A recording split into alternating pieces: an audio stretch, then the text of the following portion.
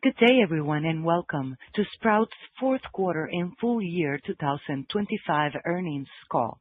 At this time, all participants are in a listen-only mode. After the speaker's presentation, there will be a question-and-answer session. To participate, you will need to press star 11 on your telephone. You will then hear a message advising your hand is raised. To withdraw your question, simply press star 11 again. Please note, this conference is being recorded. Now it's my pleasure to turn the call over to the Vice President of Investor Relations, Susannah Livingston. Please proceed. Thank you, and good afternoon, everyone. We are pleased you are joining Sprouts on our fourth quarter and full year 2025 earnings call. Jack Sinclair, Chief Executive Officer, Curtis Valentine, Chief Financial Officer, and Nick Konat, President and Chief Operating Officer, are with me today. The earnings release announcing our fourth quarter and full year 2025 results, the webcast of this call, and financial slides can be accessed through the Investor Relations section of our website at investors.sprouts.com. During this call, management may make certain forward-looking statements, including statements regarding our expectations for 2026 and beyond. These statements involve several risks and uncertainties that could cause results to differ materially from those described in the forward-looking statements. For more information, please refer to the risk factors discussed in our SEC filings and the commentary on forward-looking statements at the end of our earnings release. Our remarks today include references to non-GAAP financial measures. Please see the tables in our earnings release for a reconciliation of our non-GAAP financial measures to the comparable GAAP figures. With that, let me hand it over to Jack. Thanks, Susannah. Good afternoon, everyone. In 2025, Sprouts delivered over 7% comp sales growth and achieved more than 40% earnings per share growth, reflecting the strength of our strategy. These strong results are a testament to the team's focus on our target customers and Sprouts' positioning to capitalize on the ongoing trends in healthy living. These are outstanding full-year results. However, we are not happy with how the year finished, as our comp momentum slowed. In 2025, we made progress on a number of key initiatives. New stores exceeded expectations. We launched our loyalty program, and our expanded self-distribution supported both service levels and freshness. We introduced more than 7,000 new items, including more than 600 new products under the Sprouts brand. In addition, disciplined cost management and a continued system enhancement helped us build a margin profile that has seen significant expansion. This performance builds on what has been a remarkable multi-year journey for the business. Over that time, we've driven strong new customer growth, reinforced our business foundation, and made meaningful progress towards our purpose of helping people live and eat better. At the same time, the macro environment remains uneven, and consumers are increasingly value-focused. Against this backdrop, the health and wellness landscape continues to evolve. What began as a focus on natural and fresh has expanded into more targeted, outcome-driven solutions, with customers becoming more discerning, seeking innovation, quality, and transparency, while also being highly value-conscious. We believe our purpose and strategy position us well to address affordability and access, two of the most important challenges in healthy living today. While our conviction in the long-term algorithm remains strong, 2026 will be a challenging year as we lap some big numbers. We are very pleased with our new stores, our investments in self-distribution, our growing depth of customer data, and the continued advancement of our differentiated assortment. At the same time, we are disappointed with transactions and still learning how we can shape customer behavior through loyalty and personalization. In 2026, we are investing in the capabilities needed to fully exploit our loyalty data. We know we can do more. We also have the capacity in our P&L to help address the affordability challenges that many of our customers are facing. The team remains excited and confident in our ability to support our health enthusiast customers and drive growth in the years ahead. In a moment, I'll talk more about our plans for 2026, but for now, I'll hand it to Curtis to review our fourth quarter and full year financial results, as well as our 2026 outlook. Curtis? Thanks, Jack, and good afternoon, everyone. In the fourth quarter, total sales were $2.1 billion, up $152 million or 8% compared to the same period last year. This growth was driven by a 1.6% increase in comparable store sales and the strong results from new stores. Our key points of differentiation continued to drive our sales, with attribute-forward products growing faster than our core business. E-commerce sales grew 15%, representing approximately 15.5% of our total sales for the quarter. Additionally, Sprouts brand continues to resonate, now making up nearly 26% of our total sales for the quarter. Basket drove our comp, with traffic ending slightly negative after a disappointing holiday season and finish to the quarter. We effectively managed costs and margins against this backdrop. Gross margin for the fourth quarter was 38.0%, a decrease of 10 basis points compared to the same period last year, primarily due to shrink, partially offset by the benefits from our move to self-distribution in meat. In addition, the rapid adoption of our loyalty program did put some pressure on gross margins. We look forward to utilizing this data to further engage our target customers and drive sales behavior. SG&A for the quarter totaled $653 million, an increase of $38 million and 41 basis points of leverage compared to the same period last year. This improvement was largely driven by lower incentive compensation expense and effective cost management.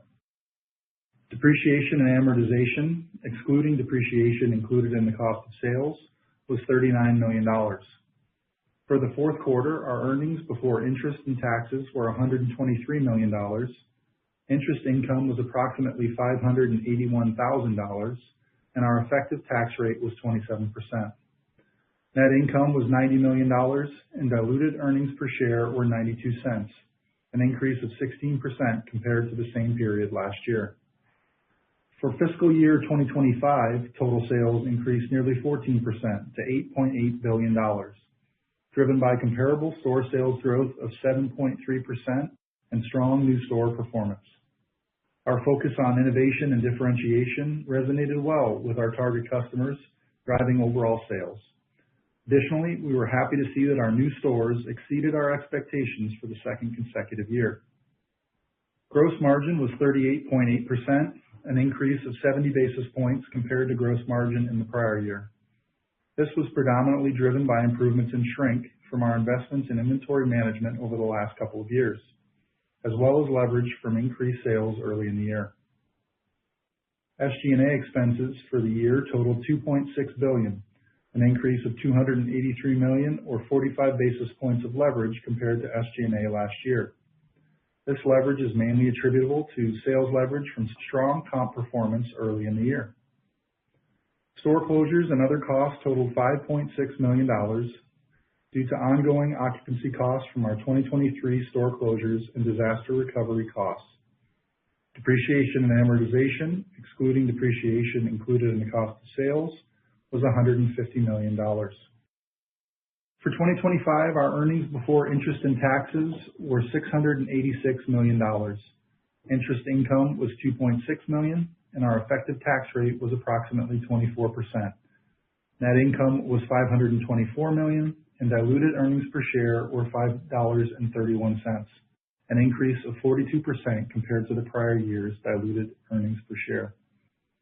Sprouts ended the year with 477 stores across 24 states. Looking ahead, there are over 140 approved new stores and more than 95 executed leases in our pipeline. A strong and healthy balance sheet has underpinned our financial performance. For the year, we generated $716 million in operating cash flow, which enabled self-funding of investments in capital expenditures of $224 million, net of landlord reimbursement. We also returned $472 million to our shareholders by repurchasing 4 million shares and have $836 million remaining under our new $1 billion share repurchase authorization.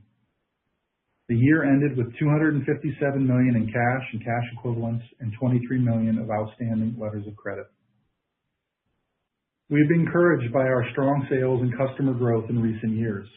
However, the challenge of lapping this growth has been more difficult than we anticipated, particularly with our lower engaged customers who are visiting less often and purchasing fewer items as they navigate economic challenges.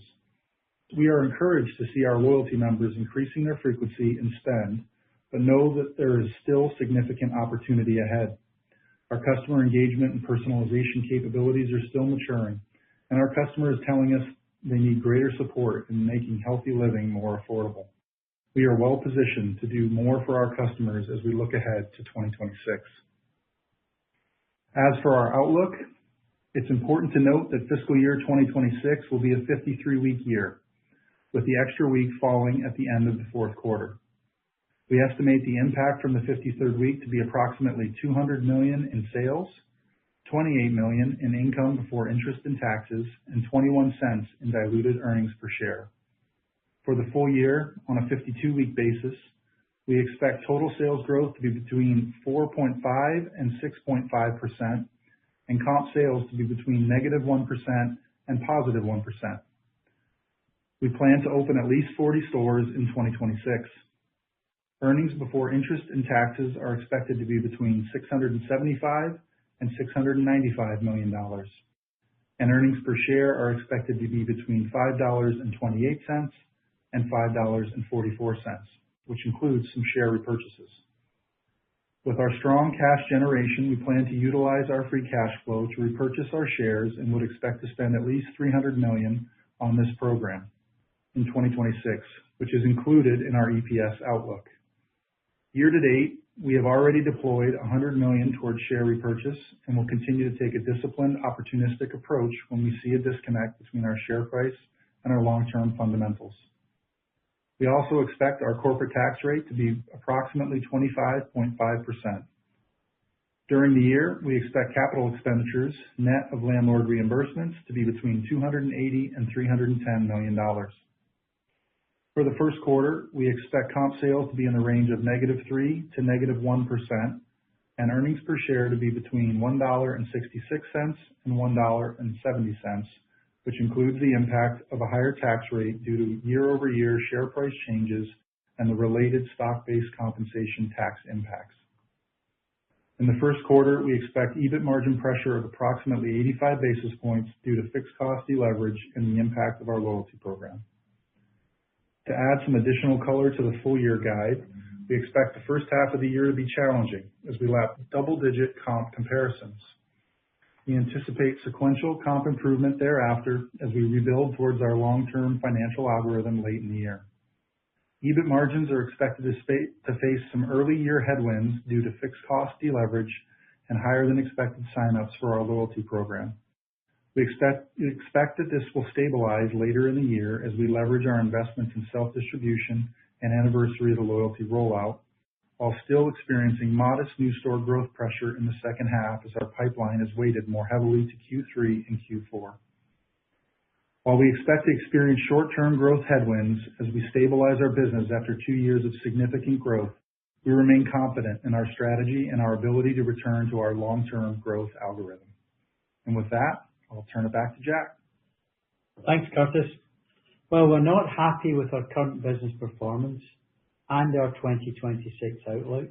We believe strongly in the long-term potential of Sprouts and our ability to take the necessary steps to re-accelerate growth. Over the years, Sprouts has built a strong foundation for sustainable long-term value creation. As always, we recognize the future is more important than the past. The exceptional growth we've seen over the last 2 years was supported in part by the broad expansion of the U.S. health and wellness movement, where Sprouts is uniquely positioned with the right products and customer experience to serve as a top destination for healthy discovery. Growing from this elevated base of new customers now requires sharper execution, deeper customer engagement, and better affordability for our customers. In 2026, we are focused on preparing for our next phase of growth by leveraging our operational strengths and advancing our foraging, customer engagement, real estate, and supply chain initiatives, along with targeted investments in talent, technology, and affordability that reinforce our unique value proposition. We are positioning Sprouts for long-term success. Our top priority is serving the needs of our target customer. Launched last year, our loyalty program exceeded sign-up expectations and significantly broadened our customer insights. We expect the program to deliver a behavioral shift over time. We are pleased to see our most engaged customers increasing their frequency and to see some customers join our rewards program and significantly increase both frequency and spend at Sprouts. Yet we see opportunities to deepen engagement further, while by driving additional frequency, expanding participation across more categories, or encouraging trial of innovative new items. Beginning in 2026, we've enhanced our loyalty program to provide more value and are investing in our personalization capabilities to increase program effectiveness.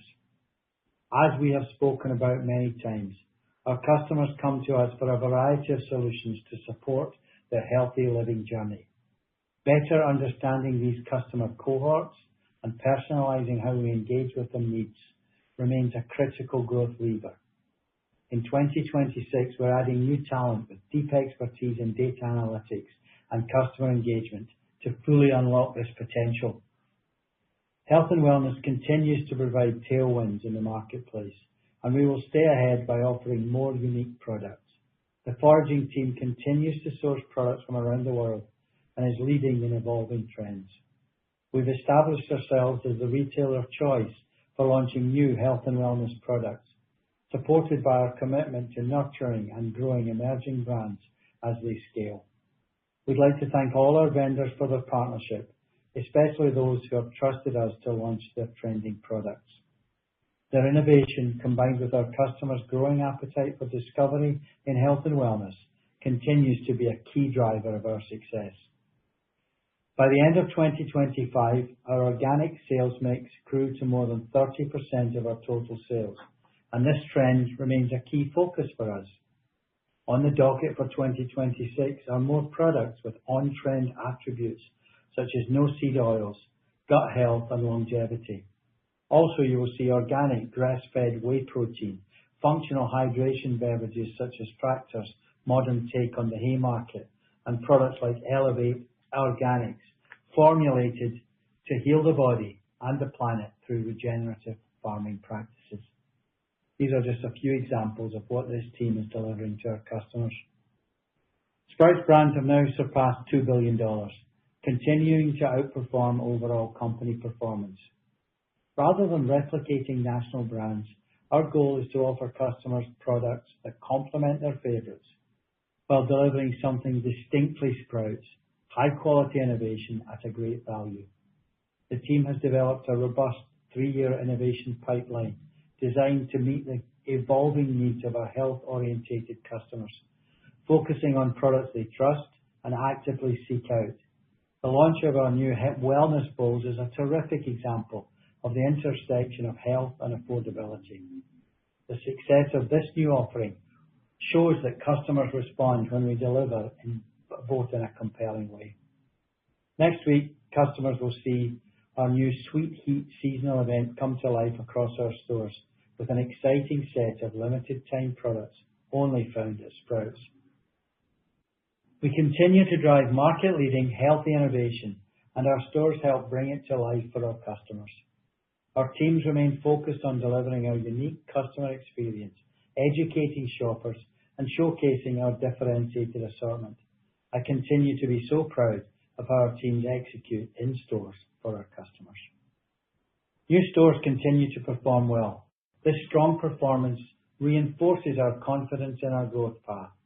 Our robust new store pipeline now includes over 140 approved locations and plans to open 40 plus new stores in 2026. We are also excited to have entered a new state earlier this year with the addition of our first New York store, expanding our presence in the Northeast. While nearly all of our 2026 openings will be in our existing footprint, the team is also looking forward to 2027 and beyond, and we are approving sites in both the Midwest and the Northeast to lay the foundation for further future growth. On the supply chain front, the transition to self-distribution for fresh meat is progressing very well, strengthening our control over our fresh categories. Today, 75% of our stores are serviced with fresh meat from our distribution centres. Our Northern California facility is on track to be fully operational by early in the second quarter, completing our self-distribution rollout. Stores are already benefiting from increased delivery frequency, with fresh meat products now arriving alongside daily produce shipments. We'll also continue to invest in our forecasting and replenishment capability that we expect will enable Sprouts to scale and grow. We believe the cost efficiencies from these initiatives and other investments will allow us to support our customers with a more affordable, healthy living journey, while also maintaining our strong margin profile in the long term. Lastly, the Sprouts team remains the heart of the organization, with ongoing investments in the development to drive the business and key initiatives forward. We continue to invest in our talent engine pipeline to support our future growth. Our ongoing investments in our team have helped maintain a low turnover, and that stability is reflected in the consistently exceptional customer experience scores we receive, many of whom tell us time and again, "I love Sprouts." We extend our gratitude to our more than 36,000 team members for their commitment to serving customers every day. I also want to thank Scott Neal and wish him the very best in his retirement. As our Chief Merchant, Scott has driven outstanding growth in our business while furthering our strategy of differentiation. As well, we welcome both Don Clark, our new Chief Merchandising Officer, and Mandy Rassing, our new Chief Customer Officer. We look forward to their contributions as we scale our business for continued growth. In summary, while the near-term backdrop is challenging, the steps we are taking today are strengthening the business and reinforcing our ability to grow our $290 billion total addressable health and wellness market. It's amazing to reflect on our growth, from a single store in Chandler, Arizona in 2002 to more than 500 stores by the year end, serving over 14 million customers walking through our doors every quarter. The health and wellness movement remains strong, and Sprouts' unique positioning continues to set us apart. By managing costs with discipline and investing behind the capabilities that differentiate us, we are confident in our ability to create long-term growth and value for our shareholders. We appreciate your continued interest in Sprouts and look forward to keeping you updated on our progress throughout the year. And with that, I'd like to turn it over for questions. Operator? Thank you so much. And as a reminder, to ask a question, press star 11 on your telephone and wait for your name to be announced. To remove yourself, press star 11 again. We ask that you please limit your questions to one. One moment, please, for our first question. Comes from the line of Ed Kelly with Wells Fargo. Hi, good afternoon. Thank you for taking my question. I guess I wanted to start with current comp momentum. You talked about some slowdown into holiday, disappointing into the year, and it seems like that's continued into Q1.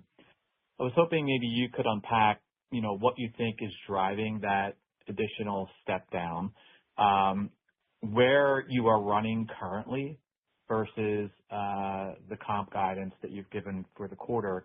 And then as part of this, Jack, you have mentioned the idea of maybe investing in some value for your customers. And I think that's an idea that maybe, price and promote, you've kind of resisted that idea historically. Just curious as to how deep of an investment you think you will be making there. Thank you. I'll let Curtis talk specifically on the numbers, Ed. First and foremost, what's happening, there's an uncertain macro environment.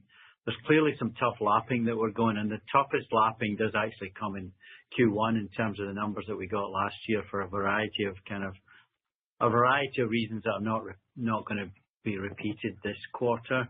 So that's one of the reasons for it. And the other context of it, in this affordability the affordability issue, our customers are saying to us, look, we really love your business. We really love what you do. But can you help us a little bit on this affordability? Can you help us just a little bit on what you're doing? And it's caused us to take a really good look at what are the options in terms of pricing, what are the options in terms of promotions. And the great thing about the business today from where it's been over the years is we've got the capacity to invest going forward if we need to invest to support the customer in the particular circumstances that are existing at the moment. So I think we just got more capacity to do that. We've got more options in terms of how we think about it. And Nick and the team are thinking really hard about how we can pick the right actions to support the customer in this affordability issue. And some of it will be promotion, some will be about personalisation, some of it will be about pricing. So we're looking at it in a bit of detail across the board, and we'll be taking some action, and we've got the capacity to do that. Do you want to talk numbers, Curtis? Yeah, on the step down, Ed, really the primary thing is that customer lapping issue. As we kind of look back, it's a low engaged customer that we really brought in with new customers, with reactivated customers, at the new year last year, in the fourth quarter last year, and there were some of those viral moments and eggs and things like that were driving customers our way. So as we get up against it, it's just been challenging, and I don't think the macro helps in that respect. It makes it more challenging. And the combination of factors has made it difficult. Year to date, we are right at the midpoint of the guide. We're about a little over halfway through the quarter, and we are past the King Soopers strike lapping that we had last year. That's behind us, but we're right at the midpoint of the guide here year to date. Thanks, guys. Thank you. Thanks, Our Ed. next question comes from the line of Seth Sigman with Barclays. Please proceed.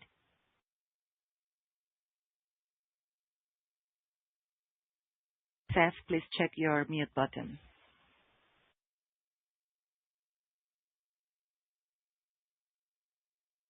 I'm going to move to the next question. Comes from the line of Leah Jordan with Goldman Sachs. Please proceed. Thank you. Hi, Jack and Curtis. I just wanted to ask about the comp guide. See if you can just walk through how you're thinking about traffic versus ticket as we go through the year.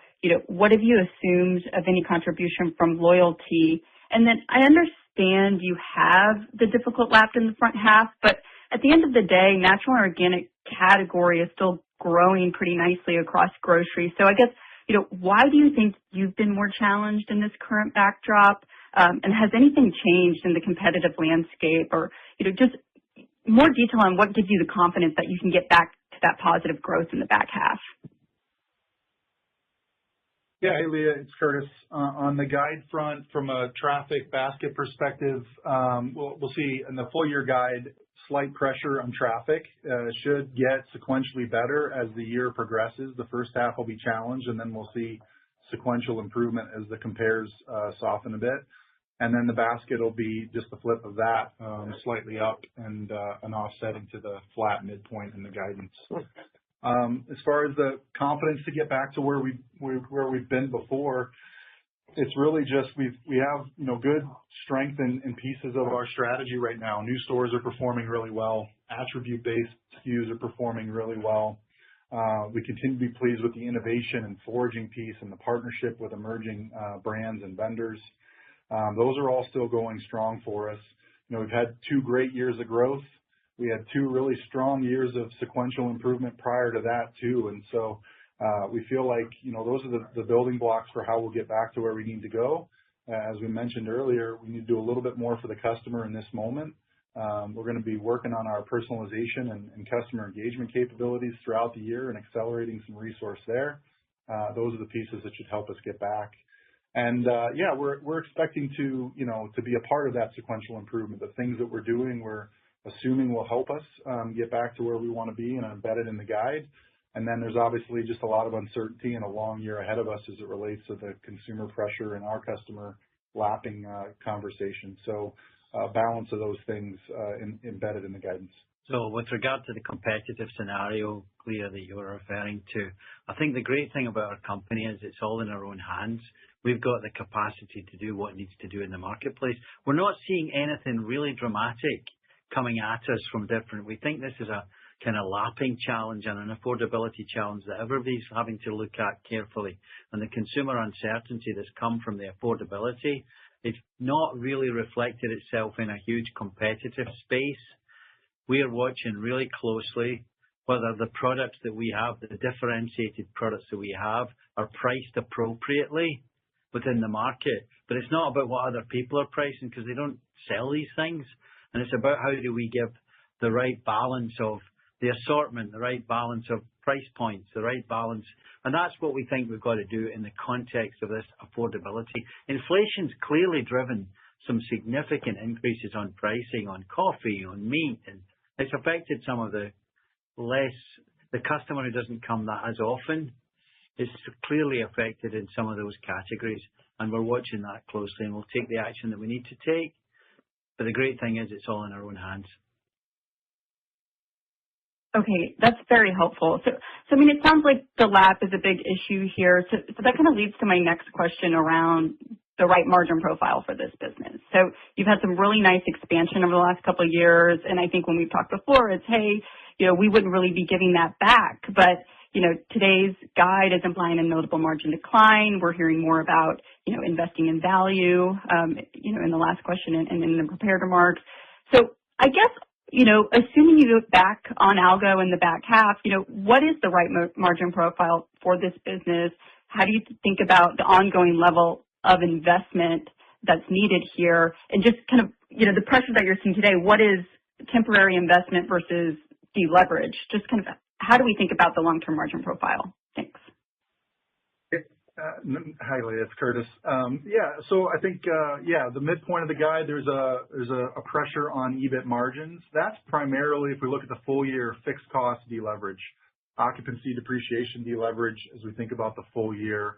Around that, still fairly stable, and obviously there'll be a shape of it from first half and second half, but we've made investments in the business over the last few years to create some space, inventory management, self-distribution. We've talked a lot about those.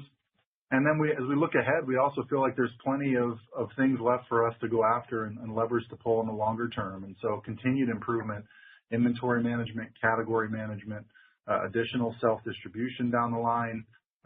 There's lots of opportunity for us to go. And in fact, the challenges we've seen the business go up and then the business come back down. And that just highlights that there's still room and maturity for us to go get in the business and inefficiencies for us to capture. So in the medium and long term, we still think there's investments to be made that can drive profitability that we can use to address affordability and take care of our customer. And that's how we're thinking about it. Thank you. Our next question comes from the line of Rupesh Parikh with Oppenheimer. Please proceed.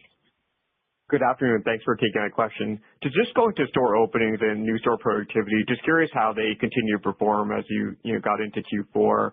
And then new store productivity does look a little lighter in Q4. Just curious if it's due to timing or if there's anything else to discuss there. Hey, Rupesh, it's Curtis. Really pleased with the new stores. The performance continues to be strong there. The 25 vintage outperformed our box economics expectations. Not quite as strong as the 24 vintage, but still really strong. The performance has been consistent with our expectations as it relates to, established markets, non-established markets, kind of East Coast, West Coast. It's been pretty consistent, and we're really pleased to see the response we're getting when we bring this to new communities. And it really reinforces for us the confidence in the long term and our ability to return to our algorithm. And then the new store productivity, that does get a little bit bouncy from quarter to quarter, mix of stores and where we're opening them and year-over-year comparisons. But overall, really pleased with the new store performance. And the fact that we're consistently now building the all in the new in the new V6 that we started a little while ago. We've now got more than 100 of those. We can start to make them even more efficient going forward as the team are working on learning how to build them a little bit cheaper, how to execute them a little bit faster, and how we can operate them a little bit more effective. So there's a lot of really good work going on behind. And when you've got the customers responding well to the new stores, it gives us a lot of scope to play to improve the efficiencies. Thank you. Our next question is from Michael Montani with Evercore ISI. Yes, hi. Thanks for taking the question. I said a two-parter. One was, can you share the new store opening cadence by quarter for the year? And then the other question was, if you look at 4Q, can you just parse out what you saw in terms of inflation versus transaction counts? And, is the 300 bip softening you've had sequentially so far, is that basically all transaction counts? Yeah, Mike, it's Curtis. I'll take them in reverse order there. On the softening, it's primarily traffic in the fourth quarter, and a little bit of units. We are starting to see some unit pressure again, back to that affordability concept and some of the challenges from inflation that we're seeing. Inflation kind of continues to play out the way we've expected. It's low single digits in line with CPI, and then you have, we've got our mix towards, premium products that's driving up our AUR and organic and things like that, that drive it up a bit, and some of the value pack stuff that we've done over time. And then you do have some categories like coffee and meat that are inflationary that also drive that up a bit. And then, so we're seeing the unit pressure a little bit across the board for all customers. And then the traffic challenge is primarily that lower engaged customer that we've seen. On the new store opening cadence, backloaded again, as I mentioned in the script, 6 here in the first quarter, should be 9 in the second quarter, and then pretty balanced in Q2 and Q3 to get us to our 40 for the year. And 2027 is shaping up pretty strong, and that should be a more balanced kind of quarterly spread of new store openings, but one more, back-weighted vintage here in 2026. And we try and avoid, I think we're going to avoid really having anything in November and December certainly after Thanksgiving, trying to avoid those. Yeah. And that's something that we're pretty confident we'll do this year. Thank you. Our next question comes from the line of Mark Carden with UBS. Please proceed. Good afternoon, and thanks so much for taking the question. So just building on the topic of affordability, you guys have mentioned in the past that you tend to be more of a secondary or a tertiary shop for customers. I know your assortment is largely unique, but do you believe you've seen much in the way of wallet share shift on some of the categories where you might overlap with a Costco or another grocer where they tend to shop? I know you called out eggs perhaps in the lap, but does anything else jump out? Or do you think it's more just a function of consumers controlling their own shrink, so to speak, as conditions remain challenging? I'll let Nick have a go at that one, Mike. Yeah. Hey, Mark, it's Nick. So what we're seeing on the customer side, from a share of wallet standpoint, our share of wallet's holding pretty flat. We saw just a little tiny bit of a loss in Q4 in share of wallet, but overall holding strong, which means if you think about it, our innovation and differentiation continues to win, and we're not seeing significant any kind of real share of wallet declines to some of the more conventional channels that you would expect or maybe allude to in your question. So we're holding our own there. We are certainly seeing the consumer navigate towards value, which is part of what you hear from us on how do we meet our customer where they are and provide the value that we can do to help them. I think it's important to note it's not just about price. I think that's a place people go, but for us, it starts with what we're great at, which is our innovation and differentiation. And what we're seeing in our business is when we can provide health-forward products at a really strong value, like our bowl program under $10 and our Sprouts brand organic program, our $5 sandwiches, we're seeing a really, really strong purchase from customers. We just need to innovate more in that space at this given point in time, in addition to leaning on things like personalization and loyalty, our always sharp produce pricing and offering, and as Jack mentioned, being smart about how we price and promote to continue to maintain and grow share in this time. Thank you. Our next question comes from the line of Tom Palmer with JP Morgan. Please proceed. Hey, guys. Thanks for the question. Wanted to ask on shrink. It was not mentioned as one of the potential margin headwinds for this year. I know last year it was called out as a pretty substantial tailwind, especially in the first couple quarters of the year. And I think there was a little bit of a question of how much of that was double-digit comps driving shrink lower versus all your work with inventory management. So now, as you lap that, I guess any update on what you're seeing with shrink and maybe how much of it you're holding on to versus your expectation? Hey, Thomas, Curtis. It was a little bit of pressure on shrink or a favorability last year as we had the strong comps. We are up against that. Certainly in the fourth quarter, that's part of the story. And then in the first and second quarter, we'll be up against that a little bit. But we do feel like we've made, sequential improvement there over the years, and that the team is prepared for that. I think where it really gets challenging is when you get those whipsaws in sales, right? The big acceleration that we saw and now the bit of the deceleration that we've seen as the business has settled and moderated, that's where it's really challenging. I think we've got a good handle on where we are here as we're sitting here in the first quarter, and the teams are continuing to put work and investment into that to prepare us for later in the year. And so on the balance for the year, we do expect shrink to be fairly stable, and it'll just be a little bit choppy quarter to quarter. Thank you. Our next question comes from the line of Robbie Ohmes with Bank of America. Please proceed. Oh, hey, thanks for taking my question. Curtis, I was hoping you could give a little more color on the gross margin assumptions you guys have, in the guidance for 2026. Would love to see if you could give us a little more on, should we just think about it as occupancy deleverage in the weaker comp quarters and some more pressure on gross margin? Or can you give us some help on how much merchandise margin might change or go down in 2026? Yeah, sure, Robbie. The first half will be a bit pressured. I'll talk about it in terms of EBIT margins and the drivers there, and you'll get a little bit of the color on both sides underneath that. But yeah, the fixed cost deleverage certainly pressured with a negative comp here in the first half. That'll be challenging. Primarily occupancy and depreciation. There's lots of moving parts. We've got cost work that we've done that'll help, and other, new store growth pressure and things like that. But net, it's really a fixed cost story.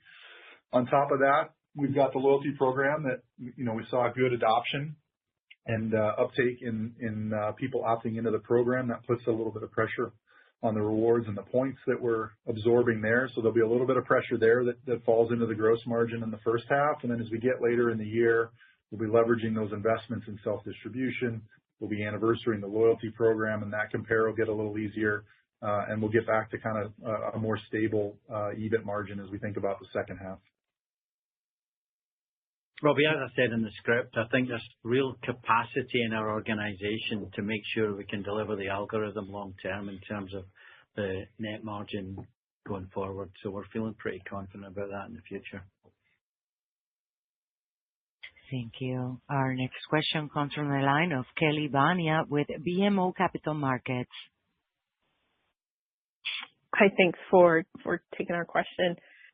I guess just to be frank, the outlook for 26 kind of earnings, or at least EPS flattish, maybe up low single digit. I guess it doesn't really signal to me a major or even small investment in affordability for your customers. So I was just wondering if you can talk about, what's really planned there, whether it be pricing, promos. I know loyalty continues to roll out and you made some tweaks there, but is that something that, could evolve? Are you still kind of analyzing what kind of investment in affordability you want to make for your customers? And I guess, do you think that, do you think that some more affordable prices could remove the volatility that we're seeing in your comps and maybe insulate you more from the macro pressures that you are seeing? We certainly think that from a customer point of view that they're asking us to do a little bit more to help them, as I said in one of the other questions. The customers are very positive about our assortment and the service they get in stores and the type of stores that they're going into. So there's confidence in that. The customer is saying in this challenging environment, can you do a little bit more for them? And we're going through a number of tests to try and figure this out. So we're to that point, I'll pass you on to Nick to just talk a little bit more about what we're thinking about doing. but it's not fixed yet. We're doing some tests to see where it goes. Hey, Kelly, it's Nick. I think to answer your question on affordability, there's multiple prongs there to get there. I think the biggest one is leaning into our strength and looking at our assortment and the offering we provide to the customer and making some changes. Candidly, I think you could argue we might have gotten a little bit further on the premium spectrum over the last couple of years on our offering. And there's a lot of innovation and access to our healthy products that are a little bit more on the value side of the equation. And that's just some good assortment work to make sure we have good balance across our categories. And the teams are already working on that as we speak, just to give access at every price point to every one of our customers. So that's a big piece of it. As I mentioned, we're seeing that work in things like what we do with our deli meals and bowls program and so on. You're going to continue to see us stand tall with produce pricing. I think we're in a really good place there, and that strategy will continue. And then, as Jack mentioned, I think there's some of the things that we carry that have a little bit of overlap, and the important thing for us is that we're competitive. We're never going to win on price. We're always going to win with assortment and innovation and differentiation. But there's probably a handful of products that we want to be sure that we're right every day to just continue to maintain our trust. But we've got a lot of levers to pull to help support that. So we don't think we need to make any kind of massive investment to do that, which is what I think you're seeing reflected in our financials. And obviously the last piece of this is as we continue to improve our personalization and loyalty capabilities, it's a great way to drive value for the customer and then the access to the things you're looking for. Thank you. Our next question comes from the line of Chuck Cerankosky with Northcoast Research. Please proceed. Good afternoon, everyone. When you're looking at the loyalty program, how has the vendor participation been? And I'm looking at it as an offset to the strong signups from customers. And is that something that is less than expected? And perhaps is there any conflict with the vendors as they look to Sprouts' own brands product introductions as part of the loyalty program? Hey, Chuck, it's Nick. To be honest with you, we are just starting to unlock vendor participation in the loyalty and personalization program in the beginning of this year. 26 or 25 was focused on launching the capability, building it out, starting to get the data, the testing, the learnings. And this year really is a great opportunity for us to start to unlock more value for it. And so we're just starting into the fiscal year with getting vendor participation. The good news is, this is a win-win for our vendors and for us. Our vendors, especially the emerging players, are looking to find their target audience, the customers who might fit the key attributes, whether they're in the organic space or gluten-free space.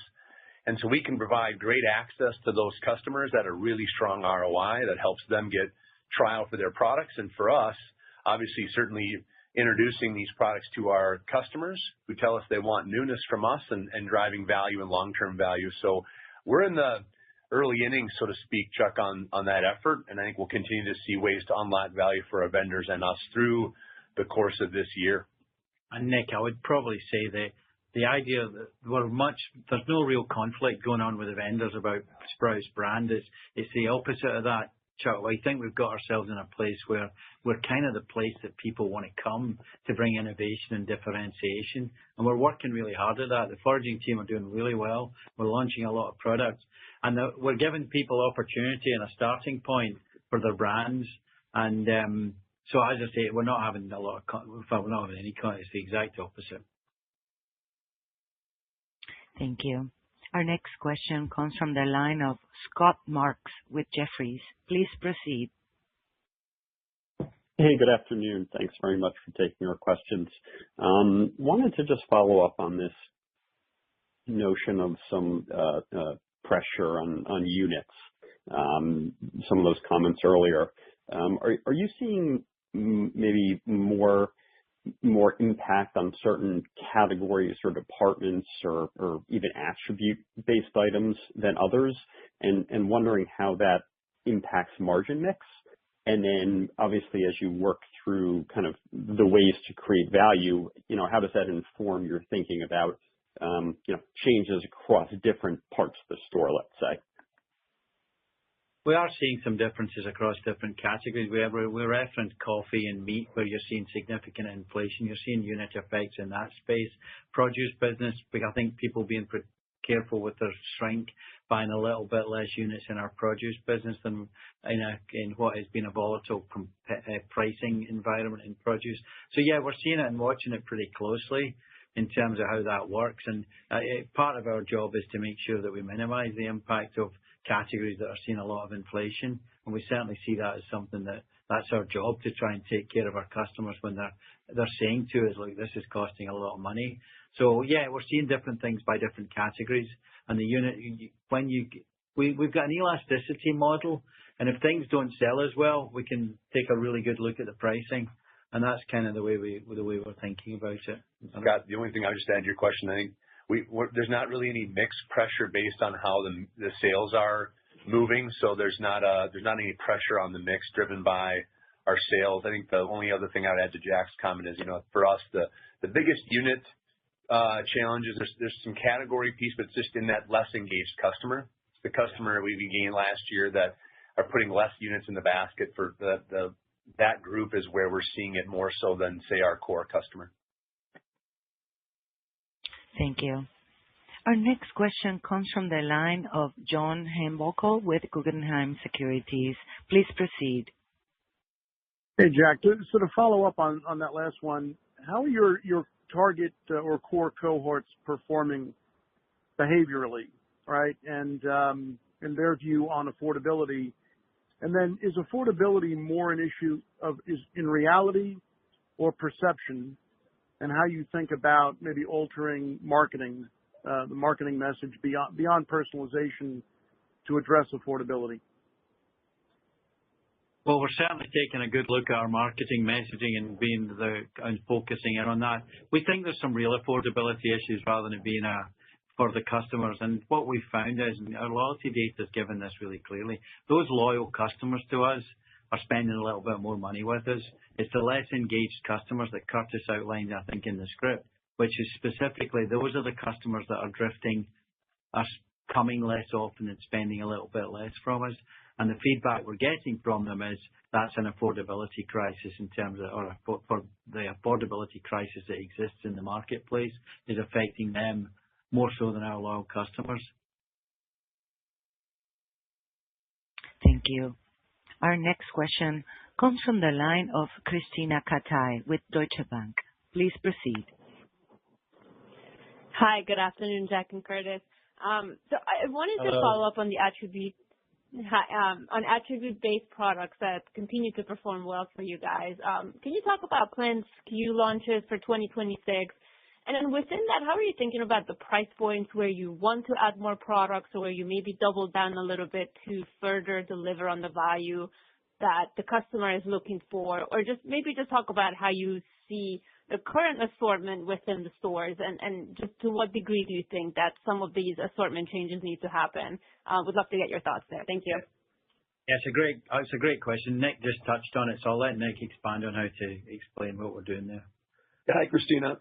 I think as a starting point, I actually feel really good about our assortment mix across the key health attributes. Think about protein, fiber, grass-fed, gluten-free, organic. I mean, that is who we are, is offering breadth and depth across those attributes and not just one part of the assortment in store, but all over. So I actually feel we're really well positioned. To my earlier comment, I think where we can improve is how do we make sure access to some of those attributes and some of those offerings are available at more price points. And so making sure that you have that at more entry-level price points in our category, the right opportunities for organic and gluten-free. I think there's some opportunities for us to get just better balance for where the customer is right now, what they're asking for from us. So you'll see us spend more time on innovation and launches that continue to have balance, but continue to be focused on attributes. We're not going to make any changes and change what we carry. We're going to continue to lean into the health and wellness attributes that help us stand out. And then to those launches, I mean, you're going to see us continue to launch close to 6,000-7,000 new items this year. You're going to see us continue to grow Sprouts brand. And as a reminder, Sprouts brand is focused in areas where our customer is telling us they want innovation. We're not looking to do a national brand compared to program. That's not our strategy. So we'll continue to see hundreds of new items in Sprouts brand, both across our fresh businesses and our non-perishable. And I think you're going to see us also launch even stronger. We're really happy with what's happened with our partnership with the Haymaker product from Tractor and Elevate. And when we really line up behind some of these key brands, we're seeing really outstanding uptake with the customer. And I think you'll see our marketing and merchandising teams double down on some even bigger launches through the year as well.